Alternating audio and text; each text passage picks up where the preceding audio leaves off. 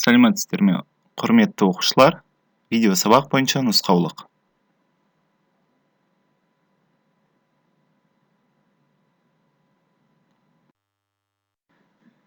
Дәптерді ашып, бүгінгі күнді жазайық.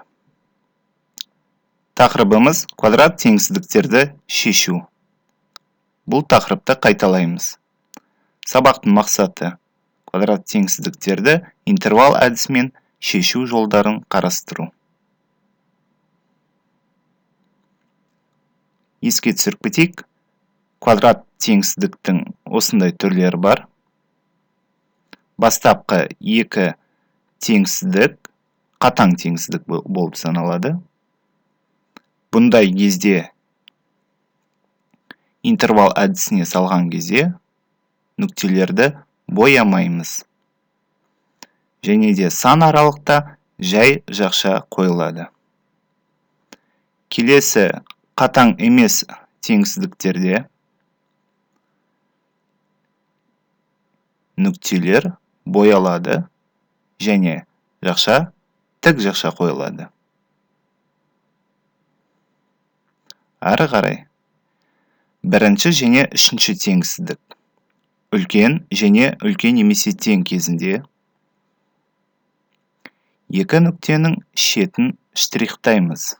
Яғни координаталық тізуде екі нүкте белгілегеннен кейін алдымен түбірдің кішісін, содан кейін үлкенін орналастырамыз. Содан кейін екі нүктенің шеттерін штрихтауымыз қажет. Екінші мен төртінші теңсіздік болған жағдайда кіші және кіші немесе тең. Ол кезде екі нүктенің ортасын штрихтау қажет.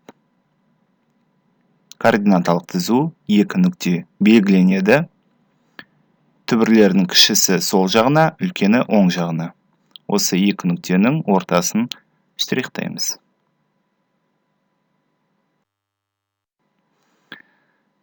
Бүгін біз мысал ретінде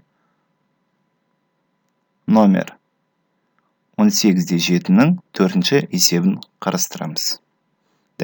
Дәптердің видео сабақтың сол жақ бөлігі жазуға арналған, оң жағы тыңдалымға арналған. 2х қосу 7 жақшаның сыртына квадрат кіші немесе тең 169 теңсіздігін шешейік. Теңсіздіктің сол жағы 2х қосу 7-нің квадраты. Бұл жақшаны ашу үшін біз қысқаша көбейту формуласын пайдаланамыз. Яғни ол қысқаша түрде 4х квадрат қосу 28х қосу 49 түрінде жазылуы қажет. Менімен бірге дәптерге көшірейік. Теңсіздіктің сол жағы 0-ге айналдырайық. Ол үшін 169-ды минус етіп сол жағына көшіреміз. Ұқсас мүшелерді біріктіреміз. Квадрат теңсіздіктің әрбір мүшесі 4-ке бөлінеді.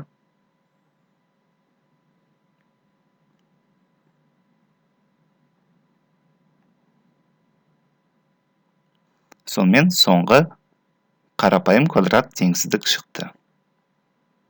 Осы квадрат теңсіздікті біз квадрат теңдеуге айналдырып, оның түбірлерін табуымыз қажет. Түбірлерін дискриминант арқылы есептейік.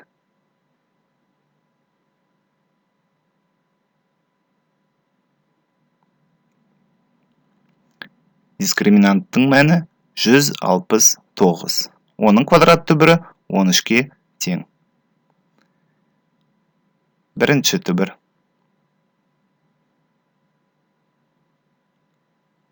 Арифметикалық есептеулерден кейін бірінші түбір 3-ке тең.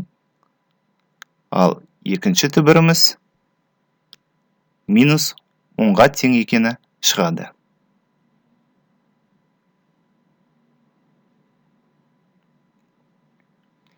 Екі түбірді координаталық тізуге кескіндейік.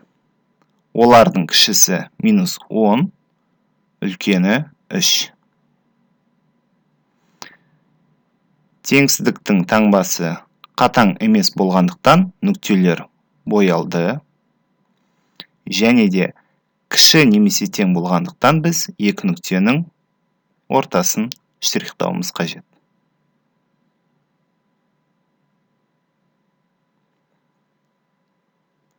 Штрихталған бөліктің жауабы минус 10-нан 3-ке дейін. Осы екі санды қоса алғанда. Екі жағына тік жақша қойылады. Себебі нүктелер боялған.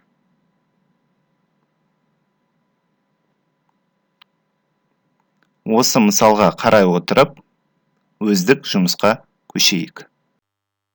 Номер 18-де 7-нің бірінші, екінші, үшінші есебін шығарамыз.